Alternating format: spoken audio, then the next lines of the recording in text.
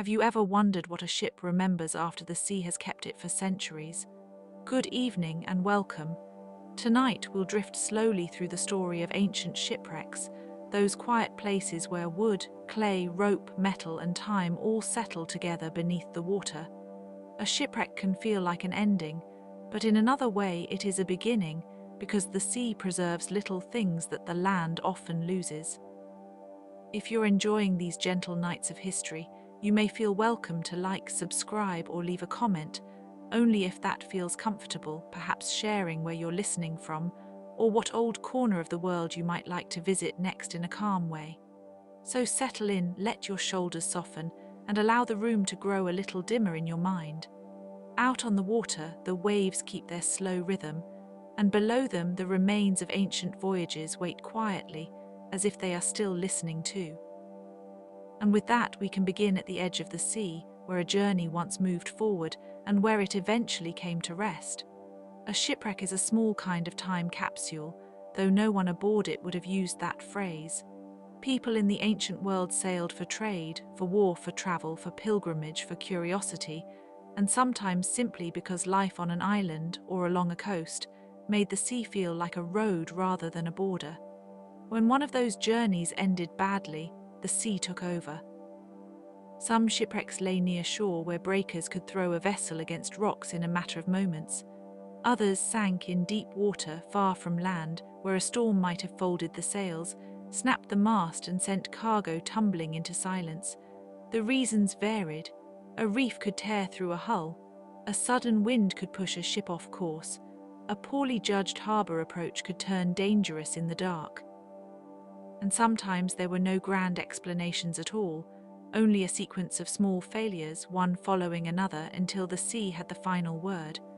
What makes ancient shipwrecks so compelling is not only the drama of their loss, but the calmness of what remains. The sea changes things, but it also shelters them. In water with very little oxygen, wooden beams can survive far longer than people once thought possible. Cargo can settle into patterns that still echo the shape of the ship. Pottery can remain stacked. Anchors can lie where they fell. Bronze fittings, nails, beads, lamps, tools, and cooking vessels can rest in silence for ages. It is easy to imagine a shipwreck as chaotic, and at the moment of sinking it certainly was. But after that moment passed, the wreck often became strangely orderly. Weight and current and sand did their slow work. A ship settled. A mound formed. Fish began to move through the space where people had once stood. Seaweed claimed the ribs of the hull, and over many years or many centuries, the wreck became part of the seafloor's ordinary life. For archaeologists, this is part of the fascination. On land, the past is often scattered by weather, building, farming, and reuse. Underwater, a shipwreck can preserve a whole arrangement of things exactly where they were when the ship went down. A jar beside a bench, a tool near a cargo pile, a rope trace near a timber, a heavy stone anchor, a cluster of amphorae. These are not glamorous objects in the usual sense. They are practical every day, and that is what makes them quietly beautiful. Ancient shipwrecks also remind us how connected the ancient world was. People often think of old civilizations as separate islands of culture, each one standing alone. Yet the sea tied them together. Grain moved across the Mediterranean. Wine and oil traveled in clay jars. Metals crossed from one shore to another. Timber, glass, perfume, salt, textiles, and fine pottery passed through many hands. A wreck can reveal that movement in a way a written account sometimes cannot. One ship may tell us what people ate, what they drank, what they exported, what they hoped would sell well, and what kind of containers they trusted enough to send on long voyages. Another may carry coins, stone anchors, simple tools, or even cargo from several regions at once. A wreck can show that the ancient world was not static. It was busy. It was practical. It was full of merchants, sailors, dockworkers, and small routines repeated under sun and wind. There is also something human in the way wrecks are found. Sometimes a fisherman's net catches on an unusual shape. Sometimes a diver notices a jar where there should only be sand. Sometimes a storm shifts a seabed and reveals a timber edge. Sometimes the discovery comes from careful survey, from sonar, or from maps, or from the patience of researchers who know that the sea keeps its own records. And when a wreck is located, the work begins gently. The site has to be studied in place. The water around it has to be understood. Currents matter, silt matters, marine life matters.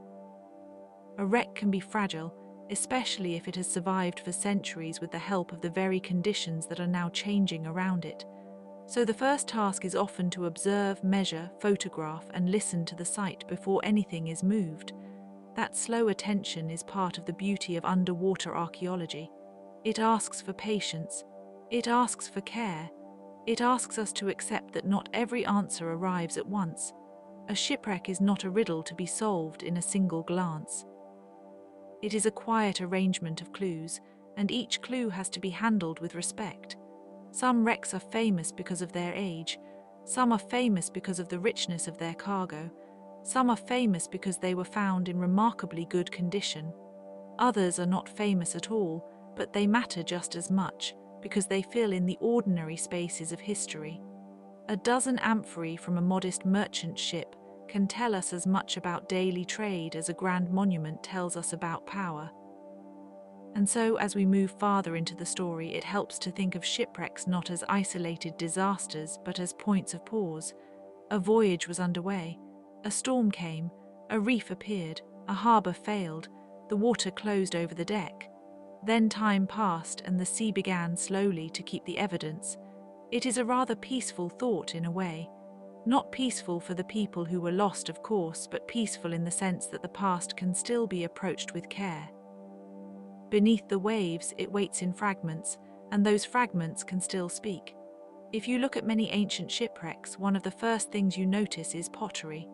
Not spectacular treasure, not a glittering crown, but jars, bowls, plates, storage vessels, and amphorae with long necks and sturdy handles. These vessels are among the most common things recovered from shipwreck sites, and they are wonderfully informative. Amphorae were especially useful for long-distance transport. Their shape made them practical for stacking, and their thick clay walls helped protect the contents. They could carry wine, oil, fish sauce, grain, or other goods that needed to travel safely from one coast to another. To modern eyes, a pile of clay jars may seem humble. To the ancient world, they were part of the machinery of commerce. The sea routes that carried these goods were shaped by wind and season. Ancient sailors did not have engines, of course. They watched the sky, the water, the coastline, the birds, and the feel of the wind itself. Some voyages hugged the shore and stopped often. Others crossed open stretches when conditions were favorable. The rhythm of the year mattered. So did local knowledge, the kind passed from one generation of sailors to the next. A shipwreck can reveal those habits in an indirect but persuasive way. A cargo might suggest where the ship had come from. The style of the pottery might point to a region. The weights and anchors might tell us something about the vessel's work. Even the way the wreck is distributed on the seabed can offer clues about how the ship broke apart. There is a special calm in studying cargo. It turns history into a kind of inventory, not a cold inventory, but a living one. You begin to picture the hands that packed the jars, sealed them, labelled them perhaps, carried them through a harbour, and loaded them into a ship's belly. You can imagine the smell of olive oil, salt, resin, or wine. You can imagine a deck crowded with ordinary goods that were, for the people who depended on them, very important indeed. Trade made the ancient world more interdependent than many imagine. A city might drink wine from one region, cook with oil from another, and eat grain shipped from somewhere else altogether. Luxury goods moved too, of course, but so did everyday necessities. The sea linked regions that never met in person, yet still relied on one another. Some wrecks show us this movement in surprisingly delicate ways. A jar may bear a stamp. A pottery fragment may match a known workshop. A cargo of stone blocks might indicate construction work. A ship's anchors may be made from stone, lead, or iron depending on the era and the local practice. Each object is small, but together they form a pattern, and history often lives in patterns. One of the oldest known shipwrecks discovered in the eastern Mediterranean carried goods from the late Bronze Age. Its cargo included copper and tin, the ingredients of bronze, along with other items that suggest a world of exchange spanning many communities. Another famous wreck, found off the coast of Turkey at Uluburun, held an extraordinary mix of materials, from raw metals to finished objects to glass ingots and exotic goods. It was like opening a sealed chapter of the ancient world and finding that trade had been far more varied and far-reaching than a simple map might suggest. The objects aboard such ships do not shout, they do not announce themselves with ceremony, but they linger. A bead can show that a person valued color, a scale weight can reveal a commercial habit, a broken lamp can suggest a routine evening aboard, a grinding stone may hint at food preparation. A comb, a cup, a knife, a bronze pin, a gaming piece, a small figurine, each one adds a different note. And because the sea protects so much, these notes can remain together. On land, the same objects might have been reused, discarded, traded again, or lost in the churn of daily life. Underwater, they often stay where they fell. That makes a wreck feel almost intimate, not because it tells us everything, but because it preserves the arrangement of a moment.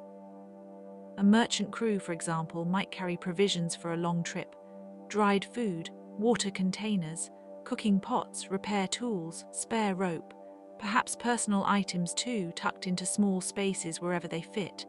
The ship itself was both transport and workplace, a floating environment where business and ordinary living overlapped. Even without reading a single inscription, we can sense something of that life.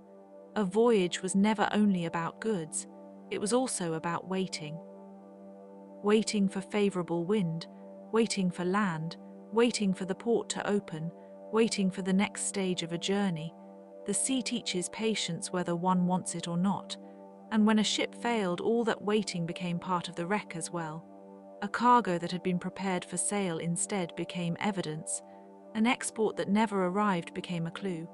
The clay jars stayed, and the trade routes they represent can still be traced softly through their shapes and contents. In this way, ancient shipwrecks are not merely remains, they are maps made of objects. They show us the invisible lines that once connected harbors, islands, empires, and small coastal towns. They let us see the ancient world not as a gallery of statues, but as a network of movement, labor, and practical hope. The ship itself is often the hardest part to study, and perhaps the most moving. Wood does not always survive well, especially in open water or where the seabed shifts. Yet when it does survive, even in fragments, it offers a direct connection to ancient craftsmanship. Planks, ribs, mortises, tenons, pegs, fastenings, and seams can reveal how a vessel was built. Ancient shipwrights used techniques that varied by region and period. Some ships were constructed with a shell-first approach, where the outer hull came together before much of the internal framework. Others relied more strongly on a frame-first method.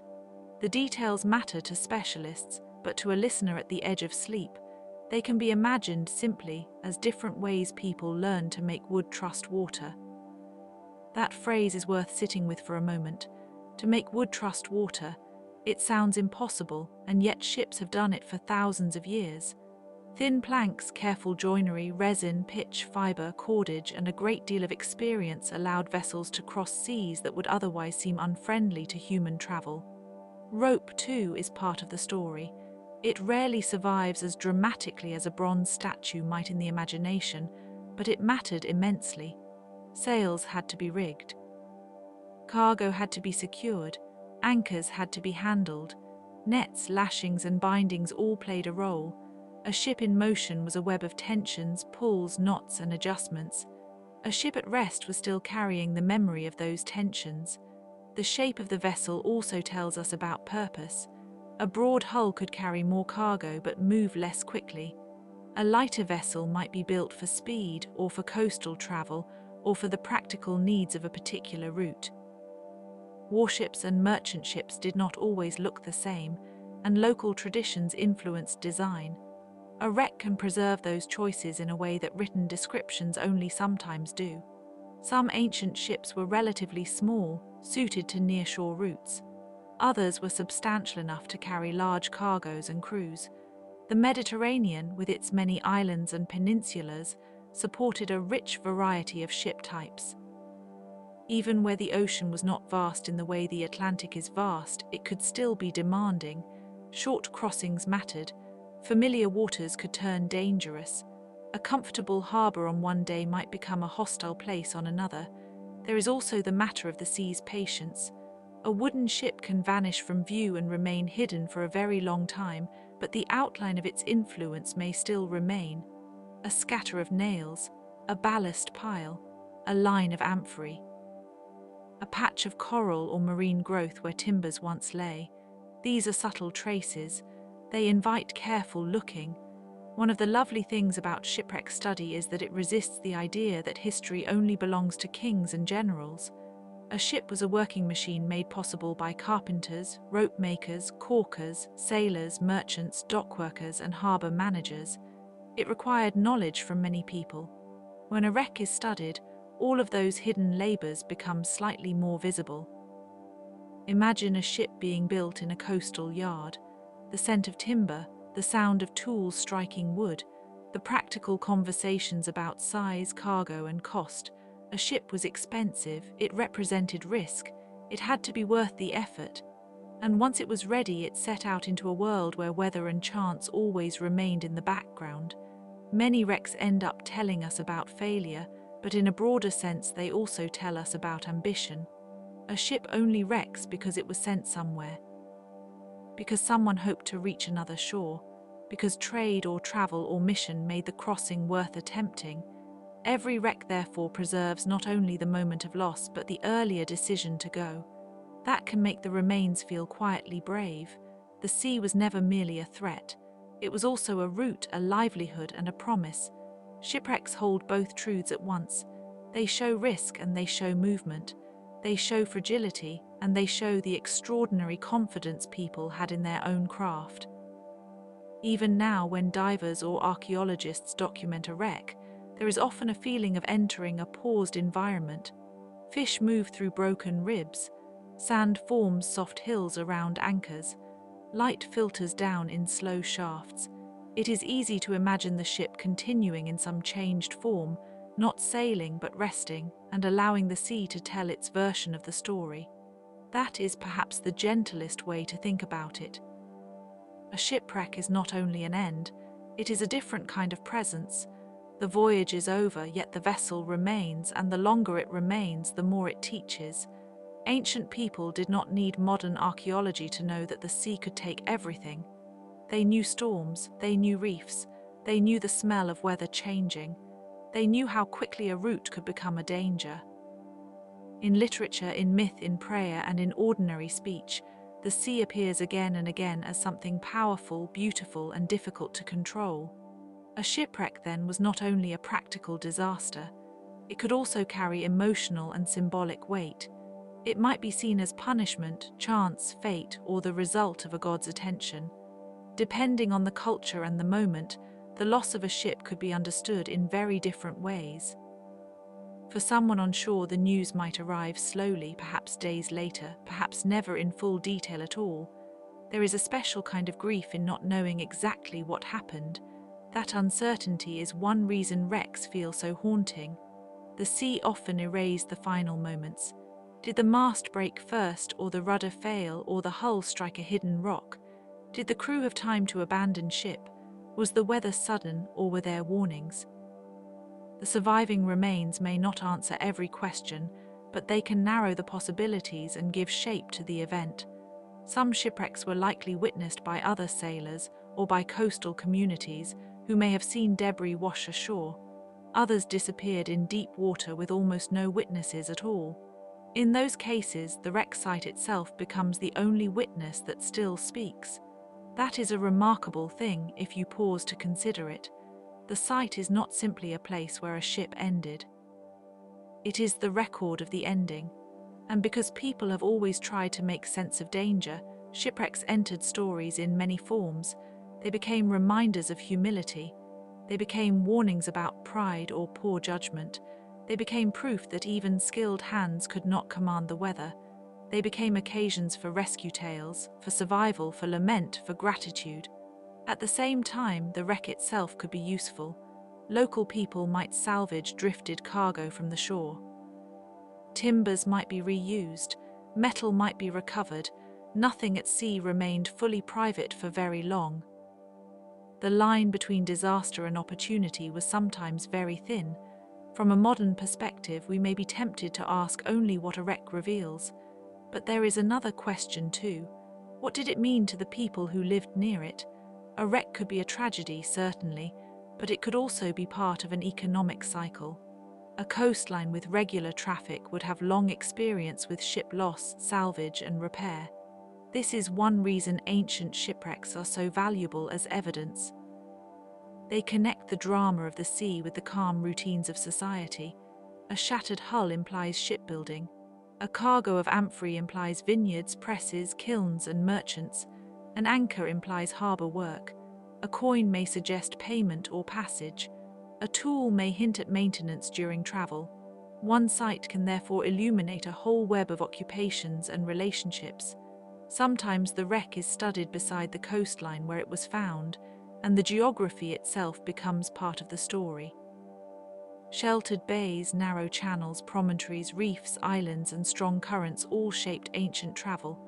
Sailors did not move across blank space. They moved through a world of landmarks, familiar and unfamiliar alike. A coast at dusk could be both beautiful and difficult. The line of land might fade. The color of the water might deepen. A harbor entrance could be easy to misjudge. In low light, even a small error might matter. Ancient shipwrecks remember those moments. They preserve the consequences of judgment, weather, and timing, yet there is no need to turn them into moral lessons only. They are also simply part of what it meant to live in a connected world. People accepted danger because the rewards of travel were important.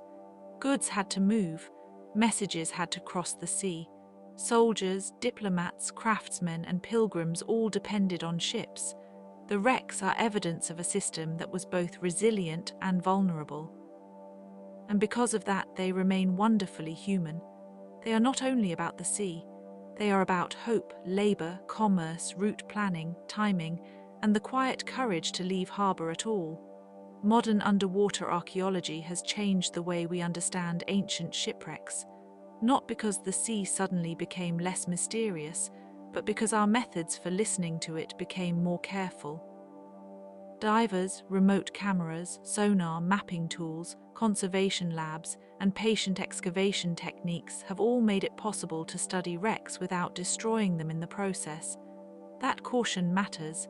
Underwater sites can be fragile in ways that are easy to underestimate. Once a wreck is exposed to a different environment, it may begin to deteriorate more quickly.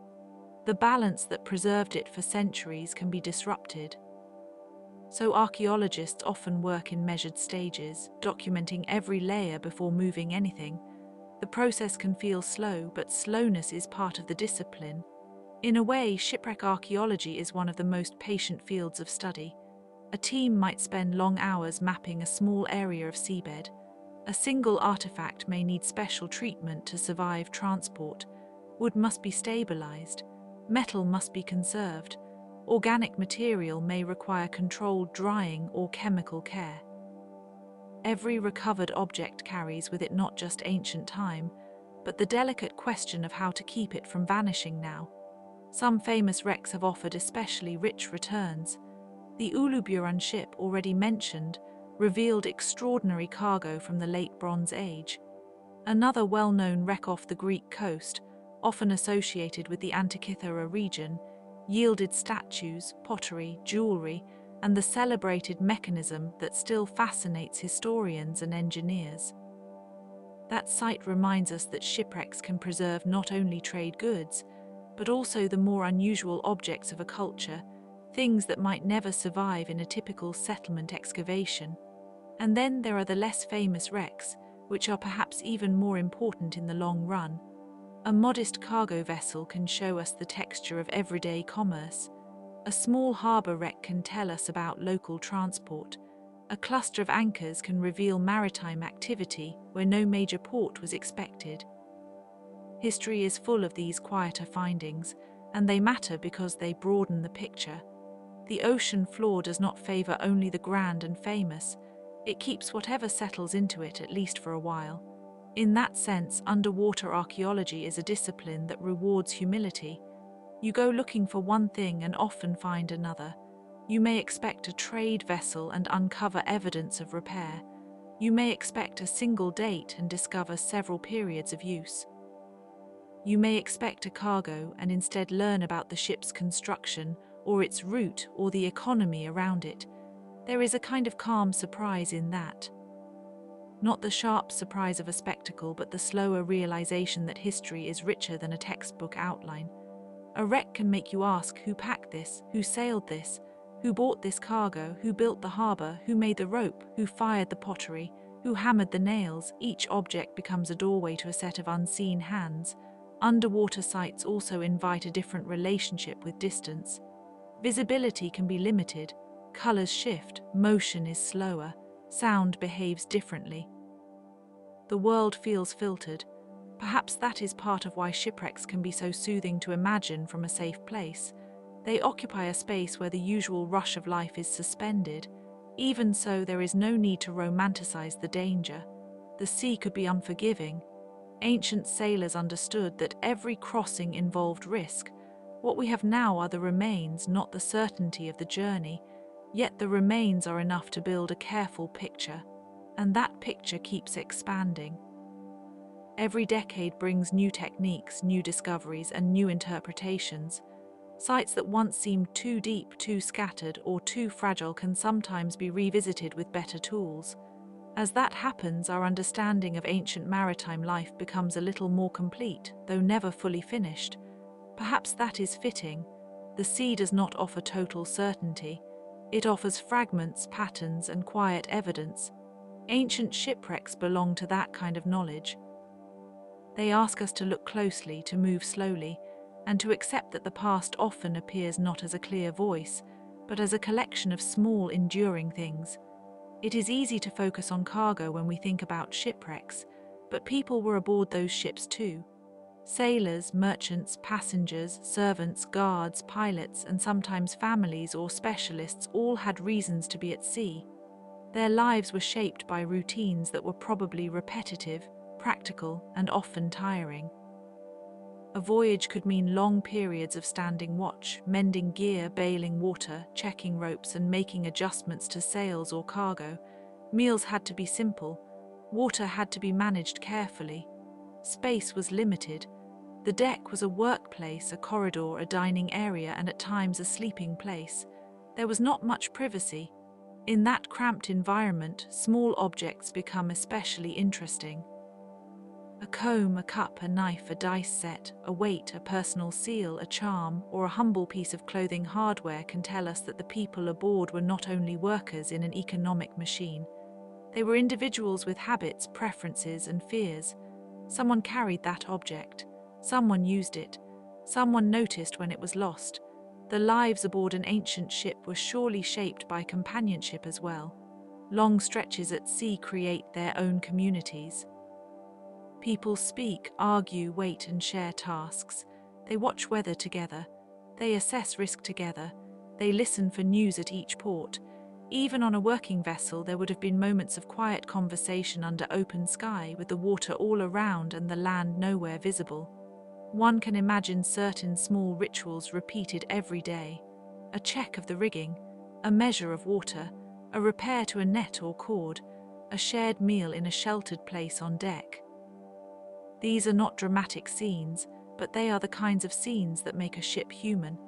The wreck then becomes a frozen trace of those ordinary lives, which is why it can feel so moving. Not every person on a ship was a merchant or sailor by choice. Some were traveling because their work required it. Some may have been relocating. Some may have been serving a household or a larger administrative system. In the ancient world, mobility could be tied to obligation as much as opportunity. A wreck may preserve the material side of that mobility, even when the personal stories are forever partial. And yet partial stories can still feel complete in their own way. A ship's bell, if one were present, would not tell the whole history of the vessel, but it would tell us that someone needed to signal, coordinate, or mark time. A cooking pot would not tell us the menu, but it would tell us that people ate. A storage jar would not tell us the exact names of the cargo owners, but it would tell us there was trade enough to require careful containment. This is the nature of ancient shipwreck study. It is not a search for a single dramatic truth. It is a slow gathering of evidence about human life in motion. Each object is small, and yet together they suggest appetite, discipline, danger, calculation, routine, and perseverance. Many ancient sailors would have recognized the sea's moods in a way modern travelers rarely need to. They knew the difference between a manageable wind and a dangerous one. They knew when a cloud line meant trouble. They knew how a current might push a ship sideways. They knew that even a familiar route could become strange at night or in bad weather. A wreck site preserves the cost of misjudging any of that, but it also preserves the reality that people kept sailing anyway. They did so because societies depended on it.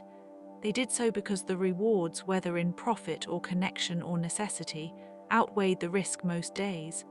The sea was a passage, and life required passages. There is something deeply calm in a reflective sense about understanding that.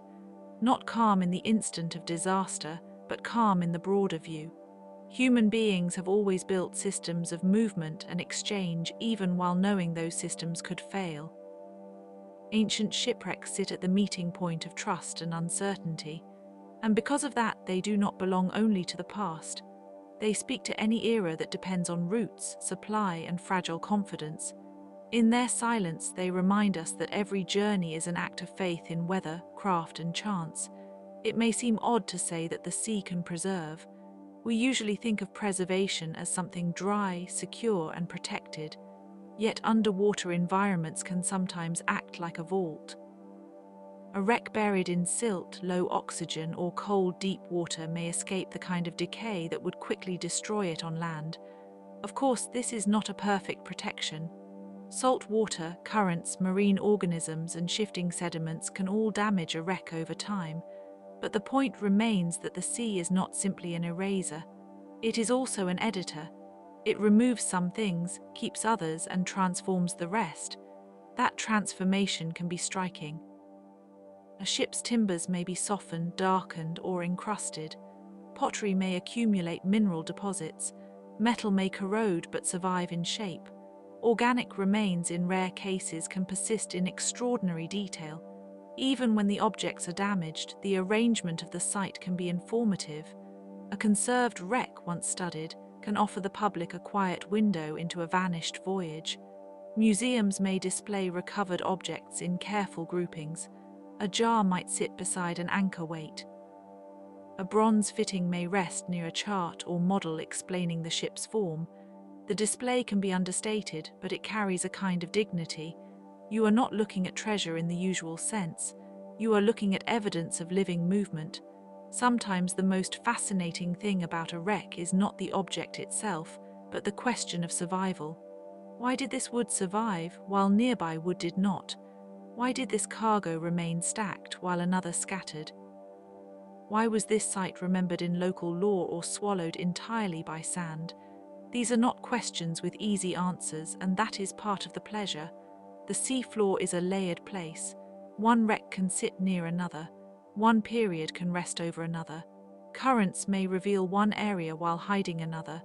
A site may look empty until a season changes or a storm shifts the seabed. In that sense, ancient shipwrecks are never entirely fixed. They are temporary arrangements inside a moving world. This impermanence gives them a special kind of beauty. It is not the polished beauty of a museum case, but a more delicate beauty, the beauty of something that survived by accident, condition, and patience. A wreck is beautiful because it should not still be there, and yet somehow it is. That survival also changes the way we think about time. On land, ruins can feel monumental. Underwater, the scale often feels more intimate. A scattered cargo, a broken hull, a group of amphorae lying beside each other on the sand, all of it suggests a moment paused mid-gesture. Time is not erased, it is layered. Ancient shipwrecks also widen our sense of what history contains.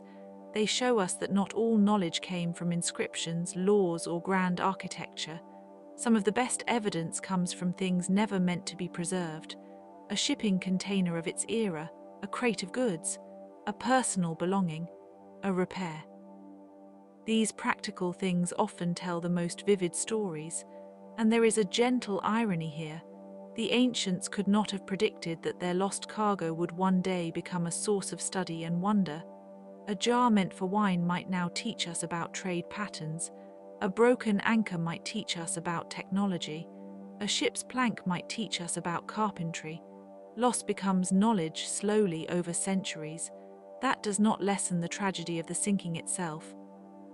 But it does mean that from a great distance, the wreck participates in a different kind of continuity.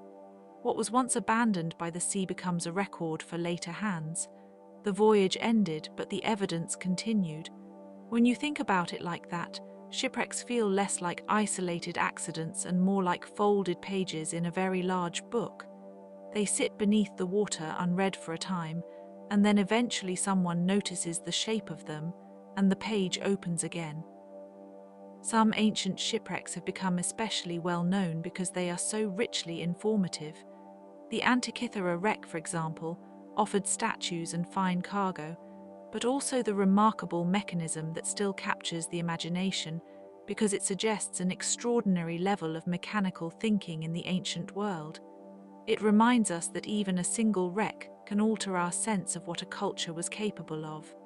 The Uluburun wreck, with its wide range of materials, opens another window.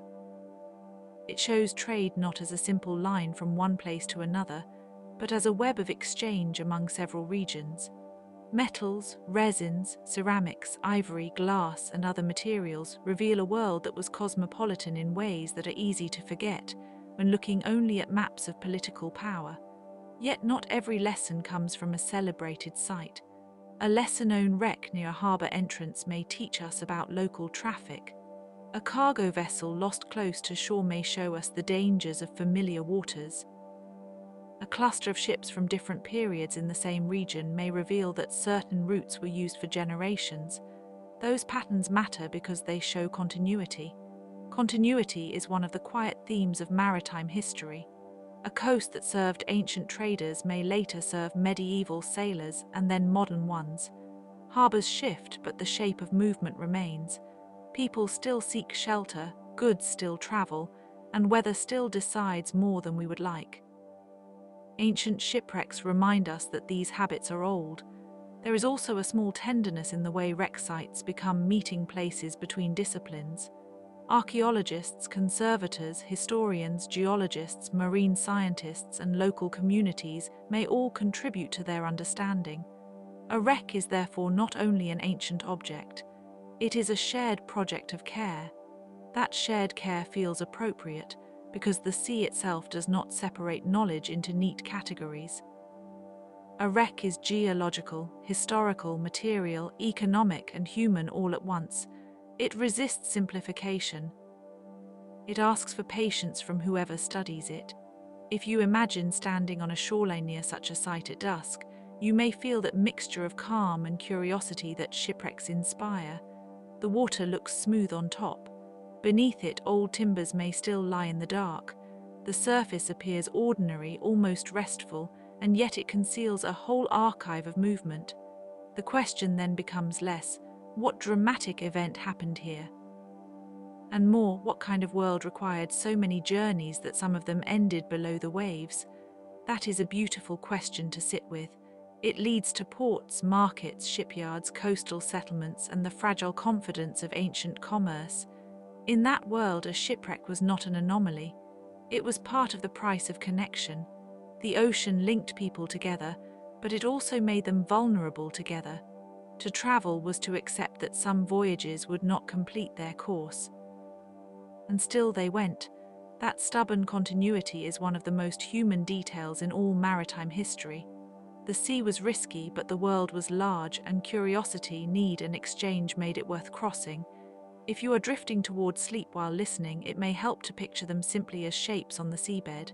A curved line of wood, a scatter of jars, a stone anchor, a field of quiet evidence. No need to solve them all, no need to catalogue everything at once. The sea has already done the slow work of arranging them, and in that arrangement there is a kind of grace. The wreck is damaged, yes, but it is also remembered, not by the people who sailed it perhaps, but by the world that covered it and the minds that later found it. Slow time has preserved a conversation between human ambition and the water that received it. Coastlines are full of memory, even when they seem empty. A bay that once hosted ancient shipping may still guide boats today. A reef that was dangerous 2,000 years ago may remain dangerous now.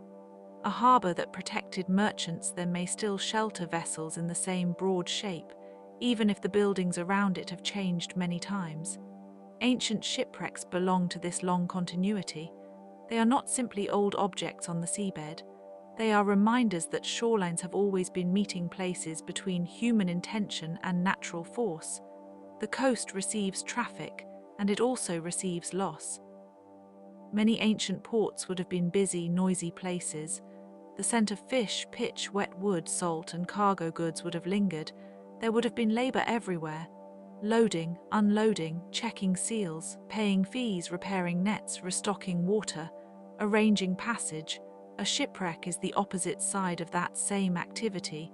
It is the moment when the harbour was no longer reached. That does not make the wreck only tragic, it makes it part of the port's history. Every safe arrival is paired, somewhere in the background, with the possibility of failure. Ancient people understood this. They still built harbours, still carried goods, still set out across uncertain water.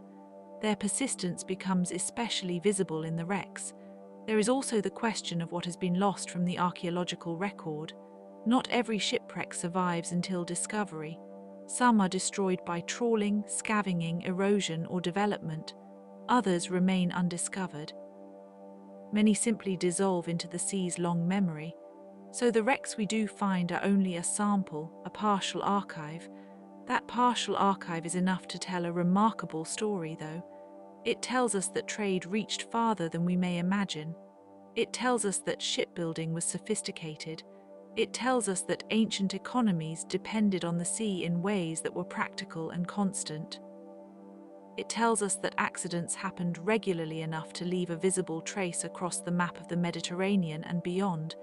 And because the remains are partial, they invite imagination without demanding certainty. We can picture the captain scanning a horizon. We can picture the crew adjusting sails. We can picture the cargo shifting in a storm. We can picture the final quiet after the water closed over the deck. These images do not need to be dramatic to be moving. What remains on the seabed is often enough: a small bronze fitting, a line of stones, a fragment of hull, a jar neck, a broken plank. These details are modest, but they are also precise, and precision has its own beauty. The coast still knows all of this in a way, not because it remembers in human language, but because it keeps shaping the terms of passage. Ships approach, ships depart, weather changes, sand moves, the sea remains itself. Ancient shipwrecks are the marks left by generations who entered that conversation, and so the story continues without needing a grand ending. The sea keeps its rhythm. The shore keeps its lines. The wrecks remain as quiet evidence that people once crossed the water with trust, skill, and hope. Some made it safely, some did not. All of them became part of the long maritime past. If you listen closely in that larger silence, you may almost hear the old ordinary sounds: the tap of a tool, the creak of rope, the splash of water against wood, the low calls from deck to shore, and then finally the soft settling of sand over timber. And now, as the night grows deeper, we can let the story rest where the sea has already placed it. Ancient shipwrecks are not only ruins beneath the waves. They are records of trade, labor, weather, travel, and patience.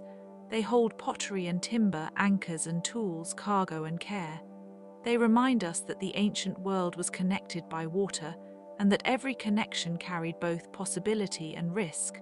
For a while the ship moved forward, then the sea changed the ending. But the ending was not silence alone. It was also preservation, discovery, and the slow return of lost work into view. So if your thoughts are beginning to drift, you can let them drift like a small boat on a calm tide. The waves keep moving, the wrecks remain, The past waits gently below the surface, and we have spent this time simply listening to it. Good night, and may the rest of your evening be soft, quiet, and unhurried. There is a particular stillness that belongs to submerged things. A buried road, a collapsed wall, a statue half lost in silt, all of these become quieter when they are removed from ordinary light. But a shipwreck has a special kind of silence because a ship was made for motion. It was built to go somewhere, to pass through distance, to leave wake and sound behind it. When it comes to rest on the seabed, it is motion remembered in wood and metal. That contrast is one reason shipwrecks can feel so moving even in scholarly study. They are not only objects. They are interrupted journeys. A jar of oil, a stack of amphorae, a mast step, a pulley, a bronze nail, a cargo of stone anchors. Each piece suggests an effort that once had direction. Someone planned this voyage. Someone loaded the vessel. Someone expected a harbour ahead. The sea answered in another way. And yet the sea does not always destroy in the same manner. Sometimes it preserves by burying. Sometimes it erases by exposure. A wreck under calm, anoxic mud may remain for centuries with surprising delicacy. A wreck in a storm-swept shallows may be scattered and worn down almost to nothing. Even within the same coastline, one site can preserve wood and rope, while another preserves only ceramics and bronze. The ocean is never a simple archive. It is an archive with weather. This is part of what makes underwater archaeology so patient a discipline. It proceeds in small measures. Divers map. Sonar traces shapes in darkness. Sediment is removed a little at a time. Every exposed edge may be fragile. A timber can crumble when touched by oxygen after long burial. A painted surface can fade almost at once if not handled carefully. Recovery is therefore not only discovery, but also rescue in slow motion. Ancient wrecks have taught researchers the quiet value of method. From them we learn how to photograph underwater positions, how to record the angle of a hull fragment, how to understand the distribution of cargo, how currents sort objects by size and weight. A broken amphora at one end of a site may suggest a jolt in the final moments of the ship's life. A cluster of lead stock anchors may suggest the vessel tried to hold position before failing. A concentration of fine goods in one area may indicate where a cabin or storage space collapsed. The details are small, but they accumulate. That is how the sea yields knowledge. It rarely does so all at once. It offers fragments, and the fragments begin to speak to one another. In some ways, the most famous shipwrecks have become almost like calm classrooms from the ancient world. The Uluburan wreck from the late Bronze Age carried copper ingots, tin, glass, ivory, resin, pottery, tools, jewelry, and other goods from a wide eastern Mediterranean network. The ship itself became a map of exchange. One can imagine the cargo as an arrangement of distant landscapes, metals perhaps linked to Cyprus and beyond, glass rare and precious, resin with its sharp scent, ivory that once belonged to living creatures in more than one region. The vessel was not a museum ship, of course, but a working transport. Still, in its wreckage, it reveals a world of contact that was already old when it sank. That ship also suggests how cosmopolitan ancient waters could be. We often imagine the ancient world in terms of separate civilizations, each with its own borders and customs. But the sea joined them in practical ways. Timber from one coast, metal from another, pottery from a local workshop, a bead type found far from its origin, a style of anchor known across centuries. The ocean made conversation possible between places that might otherwise have remained distant. There is something almost tender in this, not because trade was simple or always fair, but because it required trust in an uncertain environment. A merchant entrusted grain, wine, textiles, oil, metals, and fragile objects to the care of a hull and a crew. The men aboard, and sometimes women connected to the broader labour of trade, lived with the knowledge that weather could interrupt plans without warning. Yet they still prepared the vessel, still timed the season, still watched for favourable winds. Human life in this sense was never far from a kind of quiet bravery. The older the wreck, the more the record resembles a dream that has not fully faded. A Bronze Age hull can be almost impossible to reconstruct because the wood is gone and only the cargo remains.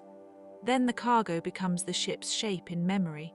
A classical wreck may preserve more structural evidence, enough to study planking, mortise and tenon joins, hull form, and fastening techniques. A Roman wreck may reveal standardized amphorae from multiple production centers, or iron nails, or a cargo stacked so tightly that the vessel's working life is visible in its arrangement. Each wreck becomes a different sort of lesson in craft, and craft is an important word here. Ships were not accidental objects. They were the result of accumulated knowledge, passed from builder to builder, dockyard to dockyard, often without written manuals in the modern sense. A shipwright knew how wood behaves in salt air. A sailor knew the timing of tides, the shape of a shoreline, the signs of hidden shallows, the weather changes that announce themselves in cloud and swell before they appear in full. These forms of knowledge do not always leave inscriptions, but shipwrecks preserve their consequences. The way a vessel was built, repaired, modified, or overburdened can tell us how people understood the sea. Sometimes the sea preserves repair marks too. A reused timber, a patched seam, a replacement clamp, a second-hand anchor. These are lovely in a quiet way because they suggest continuity. An object was not simply made once and then discarded. It passed through use, mending, adaptation, and further use. Many ancient ships were likely shaped by this same ethic of practical endurance. Materials were precious. Labor was precious. It made sense to keep a vessel going for as long as possible. That sense of reuse appears across the ancient world. In ports, old rope became lashings, broken pottery became filler, and weathered hulls were repeatedly recorked. The ancient Mediterranean was not a place of polished abundance only. It was also a place of repair, improvisation, and careful making-do. Shipwrecks remind us of that with a kind of documentary honesty. And while the wreck itself may be silent, the cargo often speaks of daily life in surprisingly intimate ways. Amphorae once carried wine, olive oil, fish sauce, and grain, ordinary staples of Mediterranean diets. Drinking cups, plates, lamps, cooking pots, and storage jars sometimes appear among the debris. Even if a ship was primarily a commercial transport, it still carried the marks of human habit. Someone aboard needed light after dusk. Someone drank from a vessel. Someone stored provisions for the voyage. The sea preserved not only trade but routine. That routine matters because it helps us picture ancient life without reaching immediately for spectacle. The ancient world was not only palaces, temples, battles, and empires. It was also work carried out in ordinary intervals. A ship left port. Men and perhaps boys handled ropes. Cargo was checked against a list if a list existed in written form or in memory. The helmsman kept his course. A cook tended a simple meal. A lookout scanned the water. The day moved on with the slow confidence of necessity. Far from land, the horizon can make even a large ship feel small. Ancient sailors knew this in their bodies.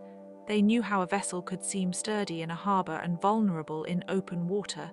They knew the difference between a settled sea and a nervous one.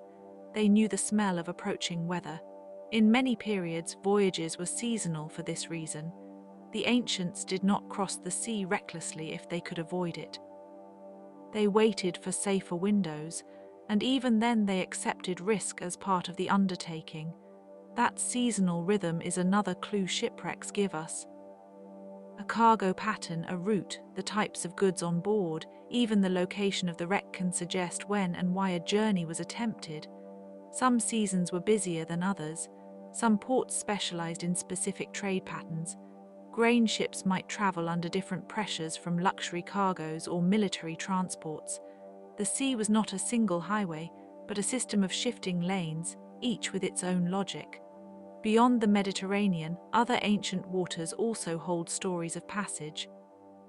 The Red Sea, with its narrow reaches and long trading traditions, linked Egypt, Arabia, Africa, and beyond. Ancient harbors along that coast reveal a world oriented toward incense, textiles, metal, and exotic goods. The Indian Ocean carried monsoon routes that joined East Africa, Arabia, India, and Southeast Asia in vast seasonal circuits. While some of the wrecks there are later than the earliest civilizations, they still belong to the deep history of maritime exchange. Winds could be studied, predicted, and used with extraordinary skill, so that even a broad ocean became legible to experienced navigators. This is one of the loveliest things about shipwrecks as evidence. They do not merely tell us that people sailed, they tell us that people learned their environments deeply enough to work with them. They studied stars, currents, reefs, coastal silhouettes, and the behavior of birds or clouds. They shared warnings, they memorized routes. They created place-based knowledge that made movement possible, and yet even the best knowledge could fail in a moment. A sudden squall, a hidden reef, a navigational error in poor visibility, a cargo too heavy for the conditions, a hull weakened by age, a sailor ill at the wrong time, a fire aboard, a collision in a crowded anchorage. The sea is patient but not passive. It always has the final word. Some shipwrecks are quiet in another way because they involve no obvious violence. A ship may have simply grounded and broken apart gradually. A vessel may have been abandoned and later drifted or settled. A storm may have dispersed a convoy. A harbour may have silted over, leaving a wreck in what was once navigable water. In such cases, the loss is not a single dramatic instant, but a process. That process can be as informative as catastrophe. It helps us understand how ancient ports changed, how coastlines shifted, and how societies adapted to environmental movement over time. Coastlines are not fixed lines after all. They breathe and alter. Rivers deposit silt, deltas advance, harbours clog, erosion bites into cliffs, earthquakes raise or lower shorelines. Tsunamis can rearrange entire settlement patterns. A shipwreck preserved beneath one layer of sediment may tell us not only about the ship, but about the harbour that once received it and the geography that later buried it. In this sense, shipwrecks are also clues to ancient climate. They can reveal patterns of storminess, changes in sea level, or harbour use during periods of environmental stress. If a harbour layer shows many wrecks from a certain century, that may indicate busier trade, but it may also point to more dangerous approach conditions, political congestion, or altered shoreline dynamics. The sea is never separate from history. It is one of history's participants. There are also shipwrecks that connect to stories preserved in texts, though the relationship is often delicate. Ancient writers sometimes described sea travel, storms, and harbours in prose or poetry. They gave the sea moral or mythic language. They imagined voyages as tests, punishments, revelations, or returns. Yet the archaeological record reminds us that behind the literary image stood real labour and real risk. A poet may write of a storm as fate or divine anger. A shipwreck excavation may reveal a practical overloading problem, a navigational hazard, or a wreck field shaped by strong currents. Both forms of knowledge matter. Together they make the past more complete. Myth, too, rests close to these waters. The Greeks imagined the sea as a place where gods could intervene and mortals could be undone. Odysseus wandered for years through perilous waters, and his voyage became a long meditation on homecoming, loss, and endurance. Jason sought the Golden Fleece across the Black Sea and beyond. Aeneas fled one burned city for another future on distant shores. Such stories do not describe shipwrecks in the archaeological sense, but they show how deeply ancient minds associated the sea with transition, uncertainty, and transformation. The wreck, then, is an unplanned myth of its own. It is the point at which a human journey meets the immensity of water and is changed forever. There is a quiet sadness in that, but also a kind of dignity. A shipwreck is not simply failure. It is evidence that people dared to move. It shows ambition, trade, communication, and the stubborn wish to connect one place to another. The wreck matters because the voyage mattered. In some sites, shipwrecks have yielded not only objects but traces of life aboard. Food remains, animal bones, seeds, personal items, tools used for maintenance, and small belongings can all survive in favorable conditions. A comb, a needle, a bronze mirror, a ring, a gaming die, a small figurine, a stamped seal, a charm. These things are quiet companions on the journey. They remind us that sailors were not abstract figures. They carried habits and hopes like anyone else. If a traveller brought a little object for comfort or identity, it now rests among corroded nails and waterlogged wood, and the contrast between the intimate and the structural becomes especially touching. The study of shipwrecks often begins with such contrasts. The vessel is both communal and individual. It is a workplace and a home of sorts. It is built from standardized techniques, yet shaped by local timber and local custom. It can carry imperial cargoes or everyday goods. It can serve a king, a merchant house, a city, a temple, or a small trading partnership. Some vessels were large and impressive, others modest and local. All of them reveal some version of ancient mobility. And because mobility is so central, wrecks also help map the rhythms of empire. In Roman waters, for example, the distribution of wrecks tells us about long-distance grain transport, especially from regions that fed large cities. Ports in Egypt, North Africa, Sicily, southern Gaul, and the Italian peninsula were connected by economic systems that depended on reliable sea travel. Shipwrecks from these networks can expose the scale of demand in urban centers. They show how much labor it took to move food, ceramics, construction materials, and luxury goods across the sea. The empire's grandeur depended on vessels that could sink as easily as they could sail. The same is true in earlier states and kingdoms. In the Aegean Bronze Age, in Phoenician waters, in Hellenistic trade, in the later networks of Byzantium and beyond, the sea carried continuity as well as change. Repeatedly, ancient societies invested in harbors, lighthouses, breakwaters, warehouses, and naval systems because the cost of marine exchange was offset by its value. A port was never merely a point on a map. It was an engineered threshold where the world arrived in pieces. One can imagine the harbor at dawn.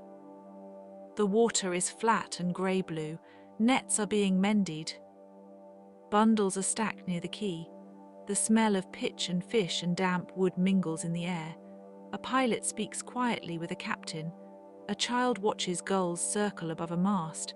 Somewhere farther out, perhaps an older wreck lies under the sediment, already forgotten by most, but still present in the same broad basin.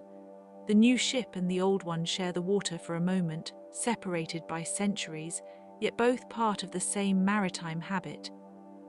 This layering of time is one of the most beautiful things shipwreck archaeology reveals. A harbour used in one era may overlie a prehistoric anchorage, which may overlie a natural basin used by still earlier peoples. Reeds, stones, pilings, anchors, and cargo debris all become part of a long sequence. Ancient people built over ancient people, often without knowing. The sea, meanwhile, kept its patient witness. Sometimes a wreck is discovered not because someone searched for it deliberately, but because of fishing activity, construction, erosion, or chance. That randomness gives the field a faintly adventurous quality, though the actual work remains slow and careful. A sonar anomaly becomes a target becomes a dive becomes a survey becomes a site plan, the site plan becomes a history. This progression has a soft suspense to it, but never needs to become dramatic. The sea prefers patience, so do the people who study it well. There is also a strong lesson in humility here. No matter how advanced the technology, archaeology depends on what survives. We may wish for complete stories, but the past rarely provides them. We get broken sections, warped planks, missing timbers, and gaps. Yet even gaps are informative. They tell us about decay, recovery, disturbance, looting, and the long interval between the sinking and the finding. What is absent can be as meaningful as what remains. The ancient world itself was full of such absences. Many ship types are only known from images, inscriptions, or literary references, not from intact remains. Many sailors left no names. Many voyages are unrecorded. Many ports are archaeologically difficult to identify. The sea has absorbed a vast number of journeys. The wrecks we know are only a little of what once moved across the water. That realization can feel melancholic, but it also makes each surviving wreck more precious. Some shipwrecks preserve evidence of diet and provisioning, which opens a gentler window into ordinary travel. The remains of dried figs, olives, grains, or fish products can suggest what people ate at sea or carried for exchange. Water jars and cooking vessels hint at the domestic rhythms aboard ship. A voyage needed more than navigation. It needed meals, storage, rest, and enough structure to support human endurance. Even a short crossing was a kind of temporary community, and communities at sea often depended on shared roles. The ship may have had a master, a pilot, sailors, a cook, labourers, perhaps a trader overseeing the cargo, perhaps specialists attached to the goods themselves. In some cases, passengers travelled with family or with attendants or with diplomatic purpose. The sea gathered different lives into one bounded space. That concentration can make the wreck feel unexpectedly intimate. The vessel becomes a small world, and then that world is taken apart by water. It is worth remembering, too, that not all shipwrecks were merchant ships. Warships, supply ships, river vessels, and even ceremonial or royal craft could sink. Some wrecks may have been tied to military campaigns, invasions, or retreats. Others belonged to riverine systems where currents and shallow water created different dangers from the open sea. Yet even here, the tone of archaeology remains measured. The interest is not in spectacle, but in understanding how people moved and how their movements left traces. In the ancient imagination, ships could also carry religious significance. Vessels were dedicated to gods, blessed before departure, or represented in sanctuaries. Harbours could hold shrines to protective deities. Sailors prayed to Poseidon, Isis, Aphrodite, Melkart, Serapis, or local sea powers depending on place and period. Offerings might be made for safe passage and successful trade. This devotional dimension does not reduce shipwrecks to symbols of divine displeasure. Rather, it shows how seriously ancient people understood the moral and cosmic uncertainty of the sea. A voyage was never only mechanical, it belonged to a wider world of meaning, and so when a wreck is studied, it may sit at the crossing point of practical and sacred history. A cargo might include incense or ritual vessels, a route might connect sanctuaries, a ship's name, if known, might carry religious resonance. The water itself, in many traditions, marked boundaries between known and unknown, life and death, departure and return. The shipwreck then becomes a border object, half in the world of use and half in the world of memory. Certain wrecks seem almost to preserve a single moment in time. Their cargo is still stacked, their anchors are still near the bow, their ceramics are still grouped by function, their hull lies as if the crew had just stepped away. Of course, in reality, the site has been shaped by centuries of movement, sedimentation, and decay, but the impression remains. Such places encourage a slower kind of thought. One does not rush through them mentally. One pauses. Pausing is appropriate because shipwrecks teach scale. A few surviving amphorae can stand for thousands of containers moved through ancient waters. One hull can illuminate a whole shipbuilding tradition. One harbour layer can reveal commerce over generations. One carefully excavated site can shift our assumptions about the extent of trade. This is archaeology's gentle power. The small can enlarge the world. A quiet example lies in the variety of amphora shapes themselves. Different regions produce different jar forms for wine, olive oil, fish sauce, and other goods. These vessels were not only containers but also identifiers. Their rims, handles, and bases could be distinct enough to indicate origin and date. Through them, scholars trace exchange networks with patient attention, like reading a subtle script written by the movement of goods. The jars were practical, but they also became data. Their ordinary usefulness has made them invaluable. Timber analysis can be equally revealing. The species of wood used in a ship may show where the vessel was built or what materials were available. Oak, pine, cedar, fir, and other woods each behave differently in a hull. Some are chosen for strength, others for flexibility, others for ease of shaping. A shipwreck can therefore inform us about forests as well as ports. It links the sea to the land that supplied it, and the land to the labor that shaped it. Behind every voyage stood a chain of extraction, transport, and craft. That chain extends even to the tools of navigation and maintenance. Lead lines, compasses in later periods, sounding devices, pumps, caulking implements, chisels, adzes, ropes, and anchors all appear in various wrecks or associated sites. Their forms tell stories of technology without requiring grand invention narratives. Often the most important innovations were incremental. A better fastening method, a more reliable anchor shape, a sturdier hull pattern, a more efficient way to stow cargo. Civilization at sea advanced through thousands of small adjustments. The sea itself encouraged such practical intelligence. It does not reward arrogance for long. It rewards observation, memory, and adaptability. Ancient sailors learned this repeatedly. A shoreline that appeared safe in one season might be treacherous in another. A channel that had been passable could shift with silt. A wind pattern could change unexpectedly. The sea asks for attention, and wrecks mark the places where attention was incomplete or where chance overpowered skill. Still, the human response to the sea was never only caution. It also included wonder. Many coastal peoples lived with the horizon as a daily companion. They knew the changing colors of water, the movement of fish, the flight of seabirds, and the distant shapes of weather. They watched ships arrive from unknown places carrying spices, stories, customs, and goods. A port was one of the ancient world's great meeting places, where local life and far-reaching networks encountered one another at the edge of land. The wrecks beneath those ports now form an invisible underworld of exchange. Some are domestic and humble, others are luxurious and complex. A few may have been part of royal or elite transportation. Some likely never carried cargo at all, only people. The variety is wide enough to resist simplification.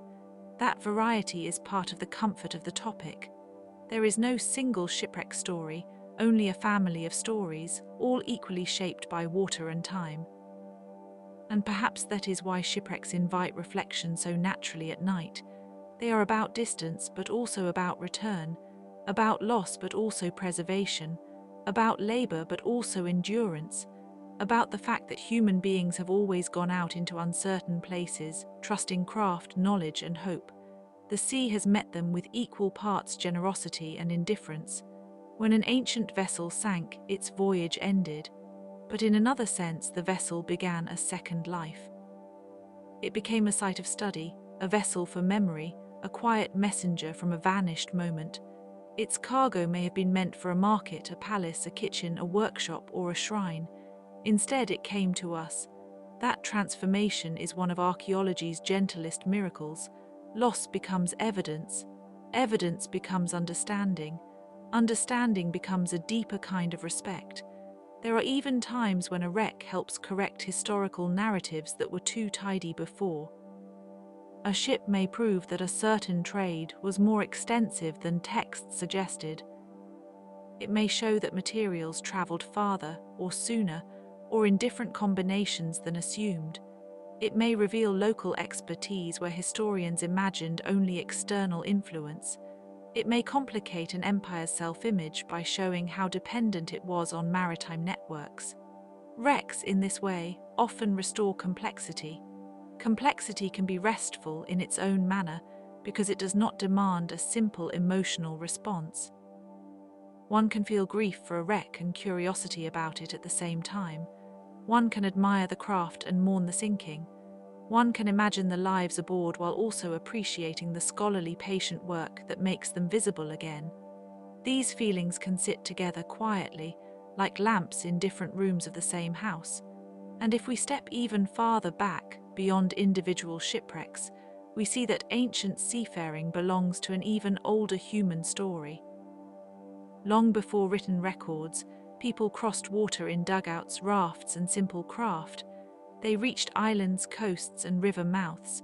Over time, those early movements became more organized, more commercial, more imperial, more documented.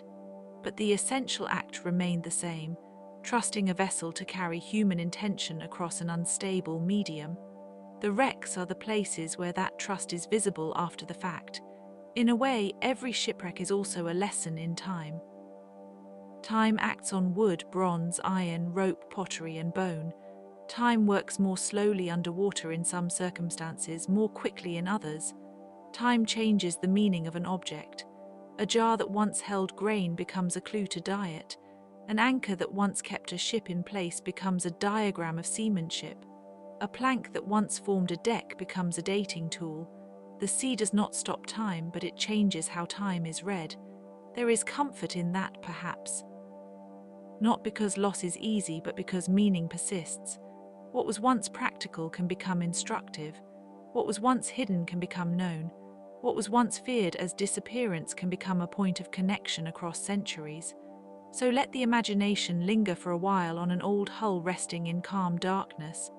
Imagine the silty bed around it, the little fish moving past, the soft absence of waves at that depth, the slow settle of particles over a bronze fitting. Imagine a line of amphorae, still tilted as if the ship had breathed sideways in its final moment. Imagine the silence not as emptiness but as preservation. The sea keeps many things in its own measured way, and if the mind begins to grow sleepy, it may rest here with the knowledge that ancient shipwrecks are among the quietest of historical sources. They do not shout, they do not argue, they simply remain. They tell us that people crossed the water with determination, that they built vessels strong enough to carry hopes and goods, that they understood danger and went on anyway, and that the sea in its patient vastness keeps their efforts close. The past does not always return as a voice. Sometimes it returns as timber softened by salt, as a jar rim in sediment, as an anchor buried near a forgotten coast, as a cargo arranged in the dark like a sentence interrupted mid-thought. We read these fragments slowly. We let them gather meaning. We do not need to hurry. There is still more that shipwrecks can teach us if we wish to keep listening in this calm way. They can teach us about craftsmanship because every hull reflects decisions made by human hands. They can teach us about trade because cargoes map routes between distant societies. They can teach us about ports because wrecks often lie where harbors, quays, reefs, and channels met the pressure of traffic. They can teach us about religion because sailors carried prayers as carefully as they carried goods. They can teach us about politics because states depended on maritime movement, whether for tax, tribute, war, or food supply. They can teach us about the sea itself because the seabed remembers currents, storms, and changing shorelines in the arrangement of debris. Sometimes they even teach us about memory in a more personal sense. A wreck found near a modern coast may belong to a place where people have long told stories of lost ships. Local legend can preserve the feeling of a hazard before science confirms it. Fishermen may know a reef by a name that recalls an old disaster. Divers may speak in hushed practical terms about a site that carries both beauty and fragility. In such places, the ancient and the local present can meet gently. There is a soft discipline to that meeting. It encourages respect for what cannot be fully seen. The sea conceals as much as it reveals, yet concealment is not the same as absence. A wreck lies beneath the surface and still belongs to history. It may continue to alter the seabed, shelter fish, and attract the curiosity of those who know how to look carefully. The past remains active in that sense. It is not locked away. It is simply waiting in another form. The same could be said of many vanished coastal places. Ancient harbors have been submerged by rising sea level or lost to earthquakes. Settlements once tied to maritime trade may now lie inland because rivers changed course. Piers may have rotted away. Breakwaters may have collapsed into silt. Temples near the shore may now overlook water from unexpected angles. Shipwrecks are often the last visible testimony of those changing edges. They tell us that coastlines have histories too, and when we consider vanished places, our minds naturally drift toward the mythic. Lost ports, sunken cities, harbour shrines, drowned roads, and clifftop settlements all seem to belong to the same family of disappearance. The sea has inspired stories of Atlantis, Wise, and other submerged realms, some ancient, some later, all carrying the same emotional shape. They express our awareness that human settlement is temporary, however firm it appears. Shipwrecks share that quiet truth. They are cities reduced to a single vessel, settlements reduced to a route, ambition reduced to fragments and sediment. But reduction is not the end of meaning. Often it makes meaning easier to hear. A whole port can be noisy in interpretation. A wreck is simpler to hold in thought. It offers a contained world. Even when its excavation extends over years, even when its analysis requires many specialists, its emotional outline remains clear. Someone set out, something happened, the water kept the record. This is perhaps why the best writing and study of shipwrecks often feels meditative. It does not race, it lingers on objects, it honors partiality, it allows mystery to remain. A cargo may be identified but not the full story of the crew. A route may be inferred but not every stop. A ship may be dated but not every voyage assigned. These gaps are not failures. They are part of the shape of working with the past, and there is a final, gentle lesson in that. Human lives, too, are often understood in fragments. We know some facts, not all. We carry objects, habits, routes, and routines that tell a partial story of who we are. In that sense, every life is a little like a wrecked vessel in the sea of time. Much remains invisible, but what remains can still be meaningful, orderly, and beautiful. So the ancient shipwrecks rest below, and their lessons remain above in quiet form.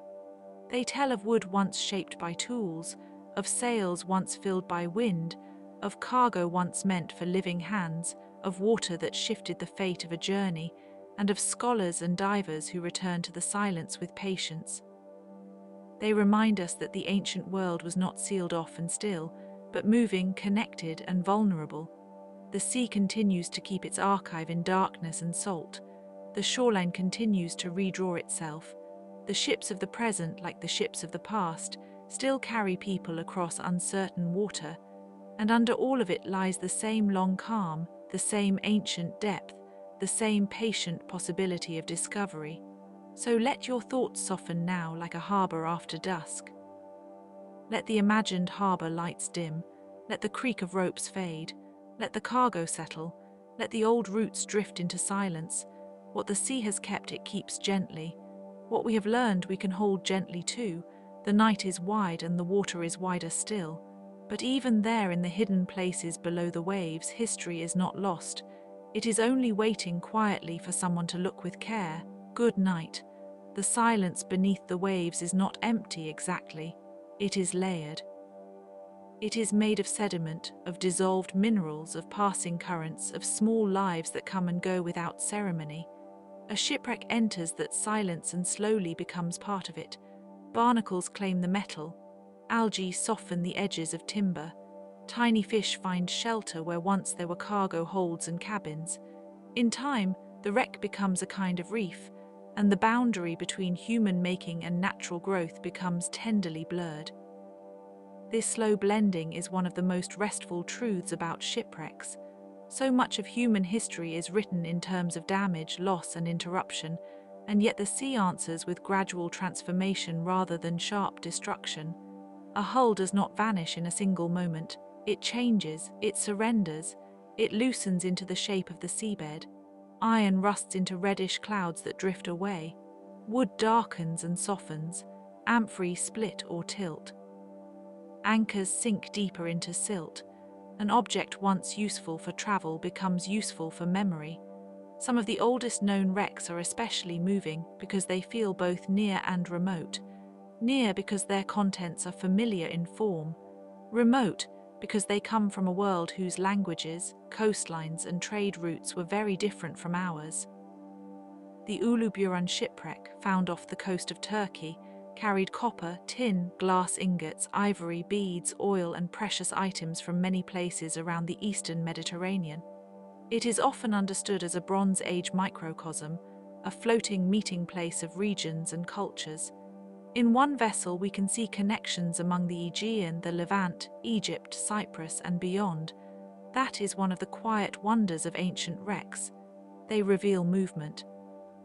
They remind us that the ancient world was not isolated, not still, not confined to local horizons. Ships carried ideas as well as goods. They brought technologies, styles, beliefs, and stories across water. A jar made in one region might be packed with oil from another. A bead might travel farther than its maker ever did. A wooden plank might have been cut in one forest and assembled far from home. A shipwreck preserves these movements like a paused breath. And there is something almost kind about the way archaeology studies such things. It listens where the sea has made speech difficult. It studies the arrangement of objects, the direction of scattered timbers, the place where a mast step once rested, the pattern of ballast stones, the shape of a repaired seam. From these small clues, scholars reconstruct not only the vessel itself but a little of the world around it. They ask where the ship came from, where it may have been going, what it carried, what kind of people worked aboard it, and what circumstances may have ended its journey. Sometimes the answer is weather. A sudden storm may drive a ship into rocks or reefs. A hidden shoal may tear open a hull. A squall may overturn a vessel close to shore, where safety seems near but remains out of reach. Ancient sailors knew this uncertainty intimately. The sea could be generous and could be severe. It could give calm passages and then alter without warning. They watched the sky, the color of the water, the behavior of birds, the set of the wind, the shape of clouds. They read the world with a practiced attention that feels both practical and poetic. Sometimes the answer is fire, collision, or structural failure. A cargo may shift, a hull may leak, a crew may be exhausted, a vessel may be old, patched many times, and no longer equal to the season. Even a ship that survives many journeys can meet its final one unexpectedly. This is true in all eras. The sea does not distinguish between humble fishing boats and royal transports when it comes to risk. Its calm is not always kind, and its fury is not always visible in advance. The ancient Greeks knew ships as both tools and symbols. Their myths are full of them. Odysseus spends years adrift among islands and monsters, trying to return to the domestic peace of Ithaca. Jason sails in search of the Golden Fleece, a quest that combines heroism, sacrifice, and uncertain reward. The Argo, with its named oarsmen and prophetic timber, becomes more than a vessel. It becomes a companion in story, almost a character with its own destiny. And in the background of many myths is the same quiet knowledge: a ship is fragile. It depends on human skill, favorable weather, and luck all at once. That fragility appears again and again in the historical record. Even the most advanced ancient seafaring societies remained vulnerable to the same basic realities. There were no engines to overcome bad wind, no modern navigation systems to correct every mistake, no steel hulls to resist every impact. A route might be known but not controllable. A harbour might be familiar but still dangerous in changing light. A crew could do everything properly and still meet disaster. And yet the sea was not only danger, it was also the avenue of connection. Cities grew wealthy because they opened themselves to maritime trade. Empires depended upon harbours, convoys, naval patrols, and routes that linked distant coasts. Grain moved across water. Wine moved across water. Ceramics moved across water. Luxury objects, perfumes, metals, timber, and textiles all rode the tide of exchange. The world of antiquity in many places was held together by ships that have long since vanished. This is why wrecks matter so much. They are not simply accidents. They are points at which the broad, invisible system of ancient exchange becomes visible for a moment. A wreck near a port may reveal what that port imported. A wreck on a trade route may show which goods were in circulation. A wreck near a battlefield may suggest military logistics. A wreck near an island may reveal a chain of resupply or seasonal travel. The sea preserves not just tragedy but infrastructure. One can imagine a cargo ship in the Mediterranean many centuries ago, moving along a familiar coast. The crew may have known the islands by shape and smell, by the color of the water and the gulls' calls. They may have carried ceramic vessels stacked and padded against breakage. They may have been transporting metals from one workshop to another, or olive oil, or grain, or fine painted pottery meant for households far from its place of origin. The journey may have seemed ordinary until the moment it was not. Then the water took the ship, and later, much later, scholars would kneel over the seabed and recover the story in pieces. Some wrecks preserve cargo so well that they become time capsules of trade and daily life. Amphorae, those sturdy storage jars with narrow necks and handles, appear in great numbers across ancient wreck sites. Their shapes can indicate regional production, their contents can sometimes be inferred, and their stamps or markings can reveal commercial networks. A stack of amphorae resting together on the seabed can suggest the organization of the hold, how the ship was loaded, and how weight was balanced. Even the way jars broke can tell a story. If a vessel capsized, the cargo may have shifted in a recognizable pattern. If the ship foundered stern first, the seabed scatter may differ from one torn apart by storm surf near shore. There is a certain quiet beauty in that kind of reasoning. It is patient, almost humble. It accepts that knowledge comes slowly. It does not force certainty where only probability is available. It treats fragments not as disappointments but as invitations. A broken handle may tell us about a workshop. A piece of rope may speak of rigging. A nail pattern may identify construction techniques. A tool found on board may hint at repairs at sea. One object leads to another, as if the wreck were still speaking in a low voice. In some cases, the wreck also tells us about the people aboard. A ship might carry personal items that seem almost intimate. Cooking ware, lamps, gaming pieces, jewelry, religious tokens, writing materials, shoes, comms, or simple tools. These items make the vessel feel inhabited. They remind us that ancient sailors were not abstractions or silhouettes against the horizon. They were people who ate, mended, prayed, worried, joked, slept and waited.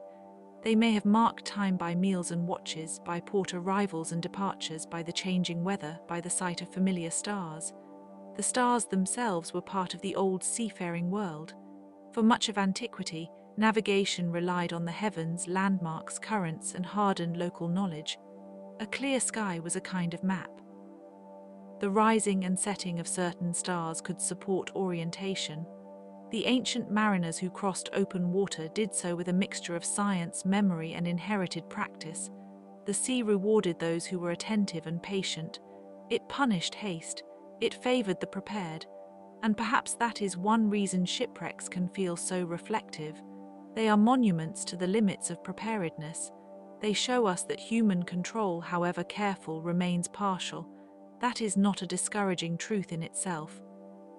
It is a realistic one. A ship at sea is a collaboration among craft, weather, crew, and chance. Ancient captains understood this. So did pilots, rowers, merchants, and sailors from many cultures. Their knowledge was practical, but it was also tinged with reverence. The sea was a domain to be respected. In some ancient societies, that respect took mythic form. Gods and goddesses were imagined as governing winds, storms, tides, and safe passage.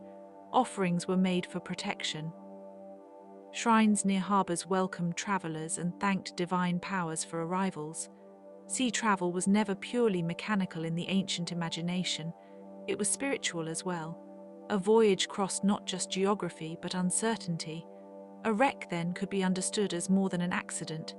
It might be read as an omen, a sacrifice, a fate, or a reminder of the world's hidden order.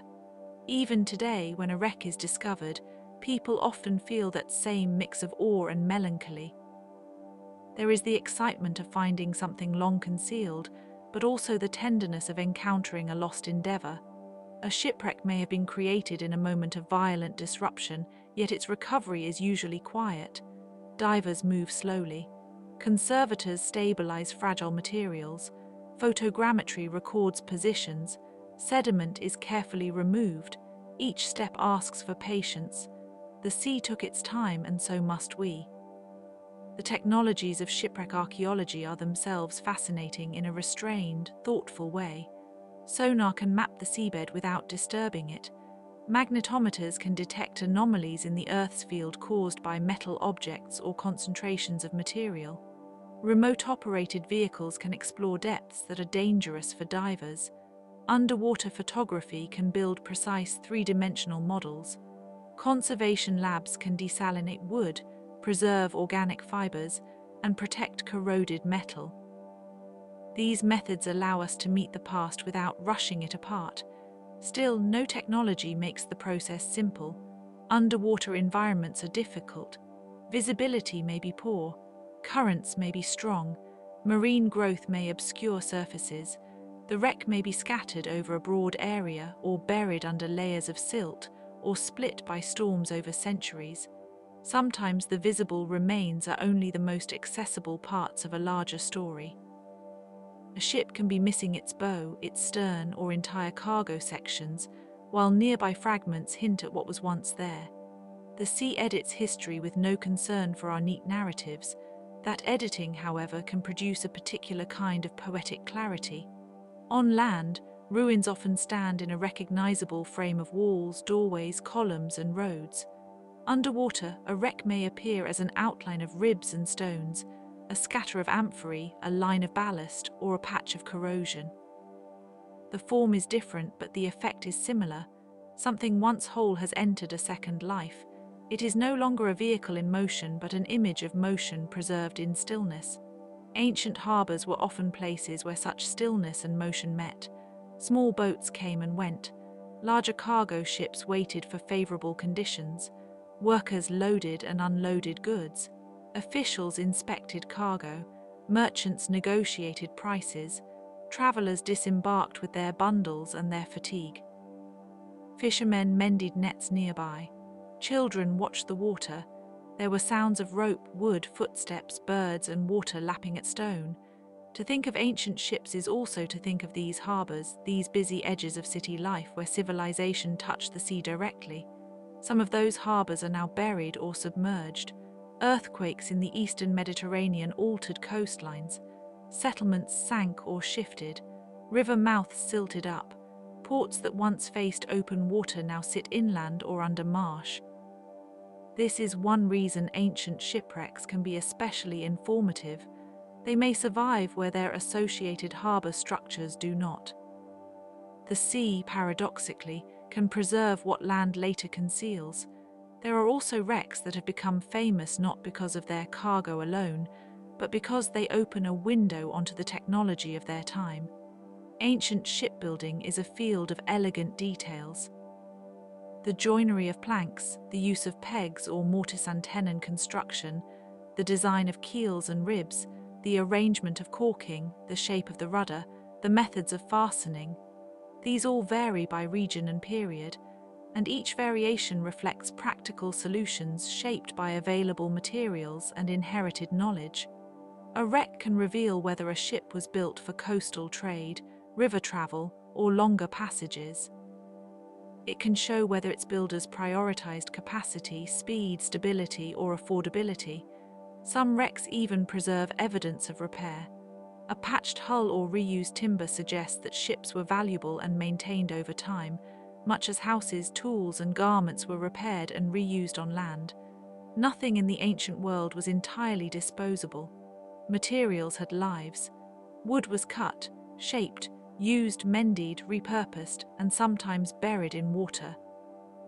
A shipwright may have known the grain of the timber, the stress points in the frame, the particular sound of a board under strain. Those human attentions remain faintly present in the wreck, and just as a wreck tells us about craftsmanship, it can also tell us about labor. Ships were not built or sailed by abstraction. They depended on carpenters, caulkers, rope makers, sail makers, loaders, pilots, rowers, cooks, merchants, scribes, and port workers. The social world of maritime trade was broad and often invisible in the surviving texts. Wrecks help restore some of that invisibility. A poorly made repair might indicate haste or scarcity. A standardized cargo pattern might suggest organized commercial systems. A variety of personal objects may hint at a mixed crew from different backgrounds and statuses. This is especially true in large trade networks. In the Roman world, for example, shipping connected provinces across the Mediterranean with astonishing reach. Grain could move from Egypt or North Africa to feed urban populations. Wine and olive oil traveled in enormous quantities. Stone, marble, metal, fish sauce, fine ceramics, and luxury goods crossed water in patterns that were both economic and cultural. The shipwrecks of that world are numerous, and each one adds a small strand to the larger web. They show the scale of empire not in speeches or monuments, but in jars, timbers, and ballast. Ballast itself is a wonderfully modest witness. Stone ballast placed low in a ship helped stabilize the vessel. Sometimes it was local, sometimes gathered from elsewhere. If a ship sailed empty in one direction and loaded in another, ballast arrangements might change. The stones recovered from wrecks can be examined for origin, which may reveal route or port practice. Even these plain rocks, unremarkable at first glance, become part of the story. The sea keeps company with the ordinary, and perhaps that is why the study of shipwrecks can feel so grounding. There is grandeur in the ancient world, certainly. There are palaces, temples, epics, emperors, and battles, but there is also the plain engineering of getting goods from one coast to another, the careful stacking of jars, the tying of knots, the checking of seams, the watching of weather. Wrecks restore this scale. They remind us that history is lived through practical acts repeated many times. At times, a wreck may offer a small surprise that shifts interpretation. A particular type of anchor might suggest a later date than expected. A cargo seal might connect the vessel to a known workshop. A coin could provide a terminus post quem, a date after which the ship must have sunk. A piece of wax tablet or papyrus, though rare underwater, can transform an understanding of the people on board. These small objects act like lanterns in a dark corridor. They do not illuminate everything, but they brighten one portion of the path. There are also wrecks whose importance lies less in material wealth than in rarity. A lightly built craft, a river vessel, a ferry, a fishing boat, or a local trading boat may be more revealing of everyday life than a grand merchantman carrying luxury items. Such vessels speak of routine movement along coastlines, between islands, across bays, and into estuaries. They help us imagine the smaller economies that supported larger ones. Not every ship was destined for famous ports. Some simply connected villages, supplied harbors, or fished familiar waters. A quiet thought follows from that. The ancient world, like our own, depended on many levels of transport. Great cities were sustained by countless modest journeys. A humble vessel carrying fish or grain or pottery to a neighboring shore participated in the same broad maritime culture as a larger merchant ship crossing seas. Each route mattered. Each harbor mattered. Each voyage expanded the human pattern of connection. The sea, meanwhile, remained indifferent to scale. It accepted all vessels into the same depth, yet it did not erase their differences. A wreck's size, construction, and contents still speak. A small coastal boat may lie close to shore, broken by surf. A heavy cargo ship may rest farther out, its hull collapsed under centuries of pressure. A military vessel may preserve weapons, fittings, and organization. A luxury transport may contain fine objects and evidence of wealth, but all of them, in their own way, mark the meeting of human intention and maritime uncertainty. Sometimes a wreck also touches the realm of legend more directly. There are seas associated with old stories of heroes and monsters, of dangerous straits, of islands blessed or cursed, of promontories where gods were said to appear. When a shipwreck is found in such a region, even a sober archaeological report can acquire a faint mythic echo. One is reminded that ancient sailors traveled through landscapes already thick with stories. A coastline could be both geography and memory. A particular cape might evoke a tale of wandering. A treacherous inlet might have been explained by a local myth long before modern mapping. This interplay between fact and story is gentle rather than contradictory. Myths often preserve emotional truths about places that are otherwise difficult to summarize. The sea's unpredictability, the danger of hidden rocks, the loneliness of open water, the hope of return, the sorrow of loss. These themes recur across cultures because they belong to lived experience. Ancient shipwrecks give us material evidence of the same feelings. They are not myths, but they resonate with them. One can imagine a family waiting on shore for a vessel that never returns. A merchant may have invested in the cargo. A captain may have promised safe arrival. A sailor may have carried a small token from home. Weeks later, perhaps only news reaches the port, then silence. Centuries later, the sea yields a fragment of hull or a scatter of jars. The people are gone, but the event persists in matter. This is one reason wrecks can feel so human. They are not merely technical remains, they are paused departures. And because they are paused, they invite imagination without demanding certainty. We may picture the last day aboard the ship, but we must do so softly. Perhaps the crew ate a simple meal. Perhaps a child was not aboard, or perhaps there were passengers as well as sailors. Perhaps the air was calm and then changed. Perhaps the route was routine.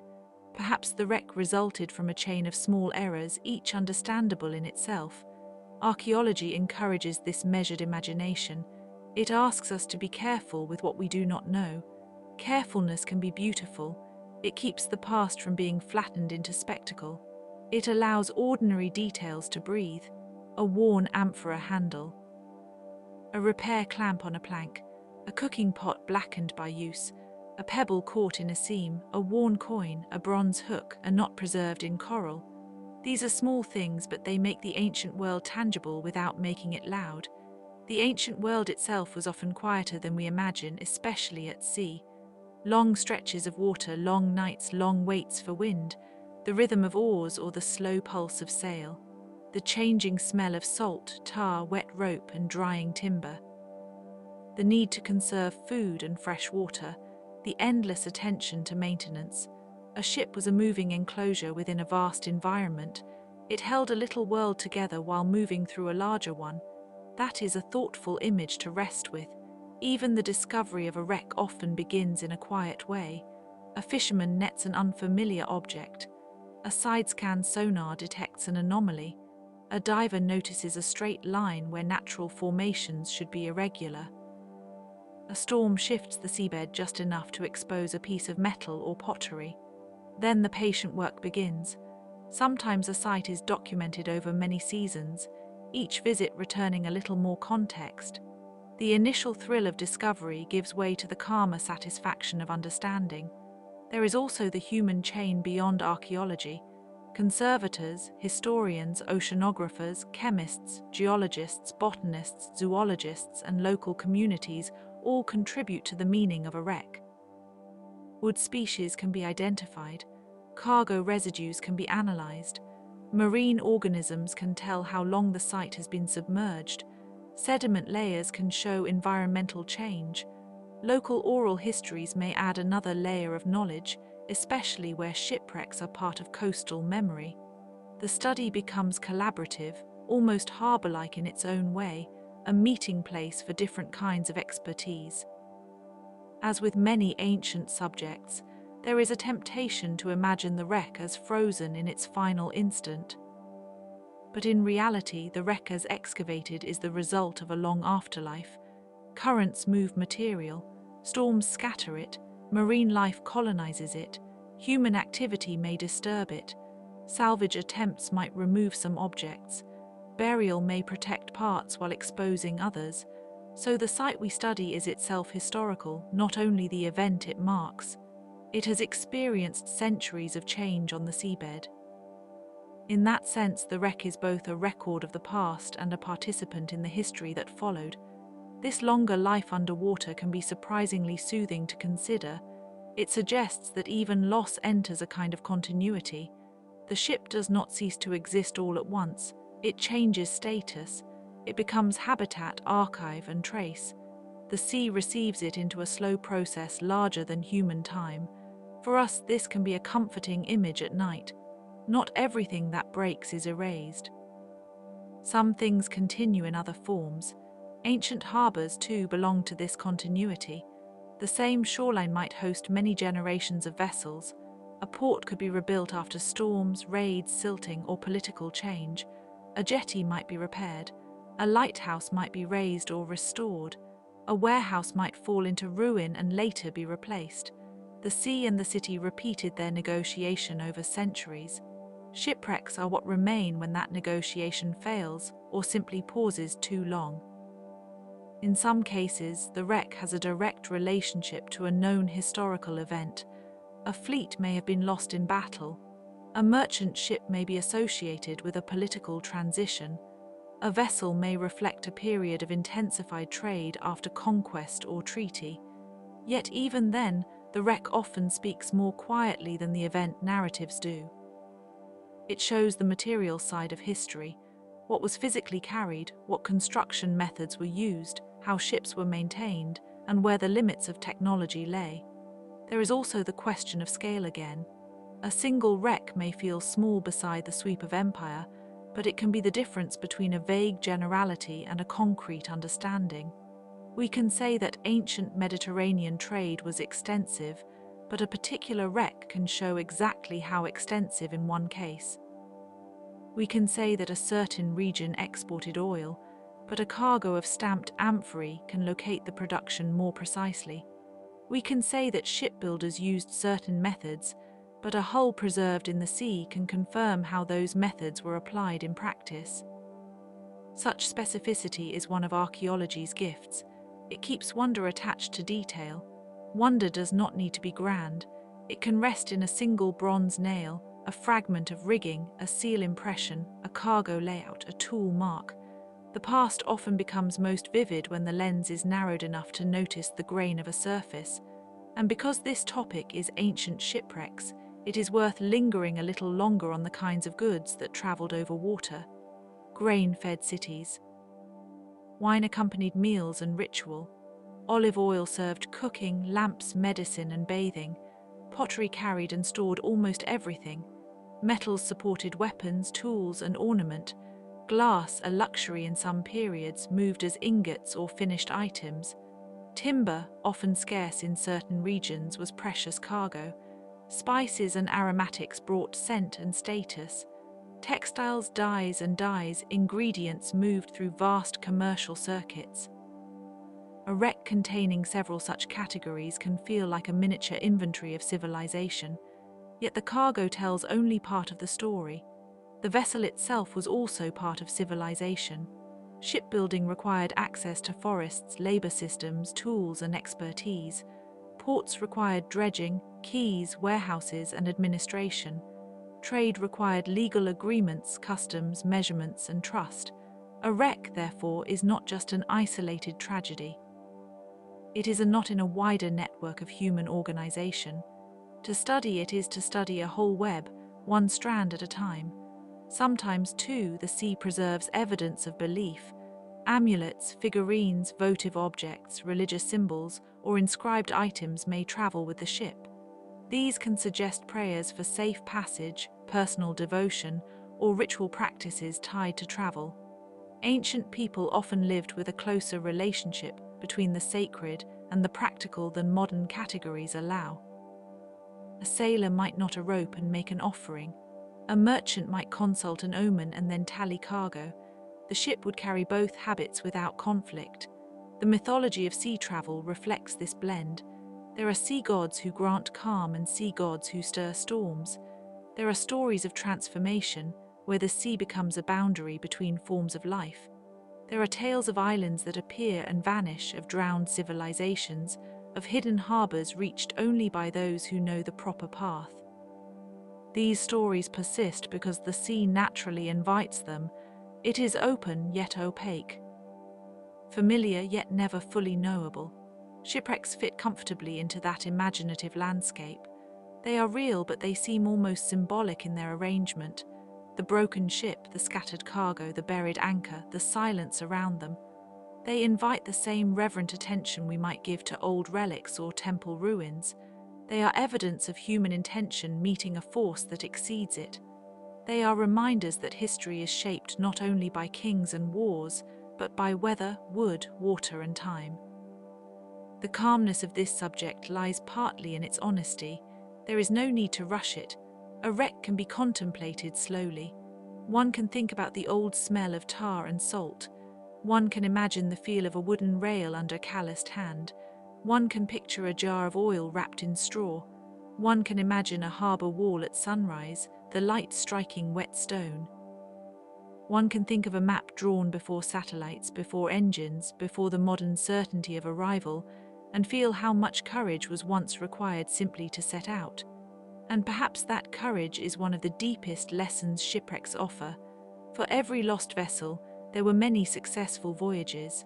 For every fragment recovered, there were countless departures. Ancient people kept crossing water because the world beyond the horizon mattered to them. They traded, explored, migrated, and connected communities. They accepted uncertainty as the price of possibility. A wreck does not cancel that impulse. It proves its seriousness. In this way, shipwrecks are not only about endings, they are also about beginnings that were interrupted, and beginnings that were made possible by earlier journeys. A city may owe its prosperity to trade routes formed generations before. A cultural style may emerge through repeated contact across sea lanes. A language may absorb words from sailors and merchants. A recipe may travel with olive oil or fish sauce. The sea is one of history's great couriers, and wrecks are a ledger of its deliveries.